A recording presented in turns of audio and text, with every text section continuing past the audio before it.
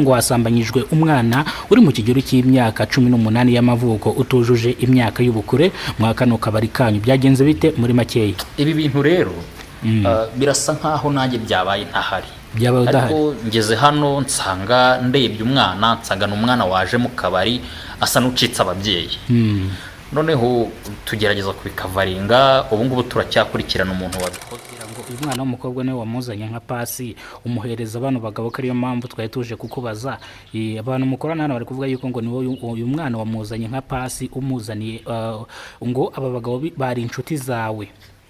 Buriya abantu bagira ibyabo, abantu bagira ibyabo, ntago umuntu wese ejo wagera hari kumva irinyuranyemo n'iryuriya. Amakuru yacu tuyakomereza no mu gihugu cy'u Rwanda mu karere ka Gicumbi mu murenge wa Mutete habereye biteye ubwoba byarijije abanyarwanda benshi cyane. Umwana w'imyaka 18 y'amavuko yafashwe ku ngufu n'abagabo 5 ubwo bamuzanye mu kabari mu masaha ya saa 10 za nijoro, bakamusambanya bakamusiga muri rogi kugeza izi saha uno mwana akaba aryamye muri rogi no guhaguruka bikaba byanze. Ubugenzacyaha bo bwataye muri yombi aba bagabo 5 bakurikiranweho icyaha cyo gusambanya umwana utujuje imyaka y'ubukure. Iki cyaha iyo kiguhamye ushaka gufungwa igifungo cy'imyaka 35 gishobora kwiyongera kikagera ku gifungo cya burundu, dore yuko abaturage bari kuvuga yuko nyiri kano kabari ari we watanze pasi cyangwa nyiri kano kabari ari we wahamagaje uyu mwana w'umukobwa ngo naze amubwire. Birangira abantu bagabo batangiye kumutereta bamunywesha inzoga arasinda, birangira uyu mwana bamuraje muri shambure bamusambanyije no kubyuka byanze. Ibi byarijije abanyarwanda benshi cyane, abandi batangira kwifata ku munwa. Ni mu gihe abaturage bavuze ko kano kabari gasanzwe kakira abana bakiri batonya, aho bafata abana b'imyaka 18, 19, 20 bakabazana mwa kano kabari ndetse babazaniye abagabo. Mwiriwe neza. Komera chef. Makuru y'iminsi?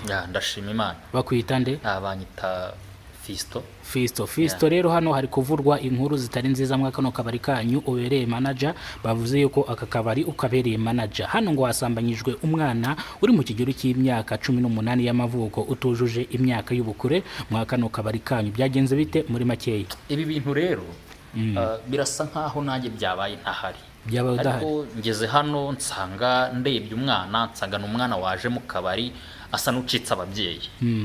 Noneho tugerageza kubikavaringa, ubu ngubu turacyakurikirana umuntu wabikoze.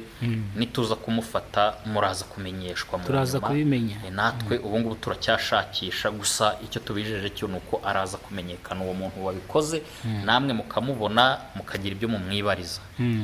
Ni mu gihe ubugenzacyaha bufatanyije na polisi butaragira hano, ariko twarimo tuvugana nabo ku murongo wa telefone ngo bagiye kuza gukora iperereza kugira ngo hamenyekane abakoze bino. Nawe nibwo ukiyagira ndakeka ko utaramenya byinshi cyane, ariko nka manager wa hano nta kintu cyangwa muri Makenya hari byinshi wabuzi. Ariko bavuga yuko uyu mwana yaje mu masaha ya saa 10 za nimugoroba banywa inzoga, bavuga ko yarari kumwe n'abantu bagera muri 3.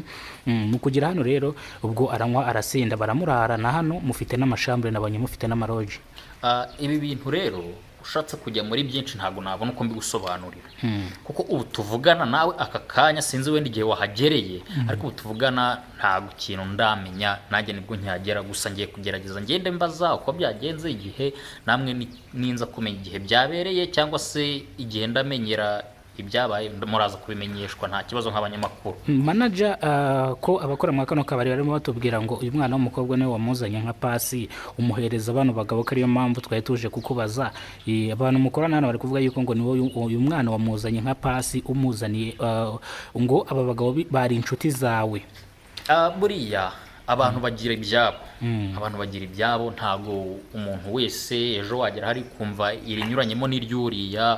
Gusa mwe muraje kumenyeshwa n'ibimenyekana, kandi ndizera ko namwe muracyari hano, ibyinshi murakomeza mubikurikirane, muracyari kuri teri, nta kibazo, mwe mukurikirane muraza kubimenya. Manager wambwiye ko yitwa gute? Fisto. Witwa Fisto. Yego. Fisto rero impamvu twari tuje kukubaza kwa bino nuko twari dufite amakuru yuko uyu mwana w'umukobwa wamuzanye, kandi uyu mukobwa nawe avuga yuko ari we wamuzanye. Ibyo ni ukubeshya, ibyo ni ikinyoma cyambaye ubusa. ibyo ni ikinyoma cyambaye ubusa, kuko bibaye ari byo naba nzi ngo byagenze bite, kandi sinatuma umwana w'imyaka nk'iyi ngiyi aza mu kabari nk'aka ngaka, kuko aka kabari kacu nta mwana w'imyaka utarageza imyaka 20 wemewemo. Nabwo rero urumva tweka dukurikirane uwamuzanye, uwabikoze ibyo bintu, muraza kumenyeshwa mu nyuma. Turaza kwimenyeshwa. Fisto rero nizere ko nta ruhare ufite mwa bino bintu. Ibyo ngibyo icyo nabizeza ko nuko nta kintu mbiziho. Reka dutegereze hakorwe iperereza ryimitswe, ariko aba bagenzi bawe batawe muri yombi n'ishami ry'ubugenzacyaha RIB. Yego murakoze, ubwo ibindi muraza kwimenyeshwa. Iyi ni incamake y'amakuru, niba bwo bwa mbere ugeze kubona umuyoboro wa Kidasamura TV Rwanda, kora subscribe ufungura inzogera kugira ngo uzajye ubasha kubona amakuru mu gihugu cy'u Rwanda kandi yizewe. Nge mugiye kubana mwana makuru nitwa Kidasamura urw'inkorogoto bakora rugakonkoma. Umwana w'umukobwa uri mu kigero cy'imyaka 18 y'amavuko yafashwe ku ngufu n'abagabo 5, dore yuko bano bagabo 5 bamushize muri rogi bakabyuka bakigendera, dore yuko bamusambanyije uyu mwana no kubyuka bikaba byanze. Ni mu gihe ubugenzacyaha RIB bufatanyije na polisi bwataye muri yombi aba bagabo 5 bakurikiranwe icyaha cyo gusambanya umwana utujuje imyaka y'ubukure. Iki cyaha bakoze gishobora guhanishwa igifungo cy'imyaka 35, gishobora kwiyongera kikagera ku gifungo cya burundu. Reka amakuru yacu tuyasubikire hano, amakuru nakagaruka. Nimba aribwo bwa mbere ugeze kubona umuyoboro wa Kidasamura TV Rwanda, kora subscribe ufungura inzogera kugira ngo uzajye ubasha kubona amakuru mu gihugu cy'u Rwanda kandi yizewe. Nyamwari mu bana mwana makuru nitwa Kidasamura urw'inkorogoto bakora rugakonkoma. Imana ibarinde. Ciao ciao.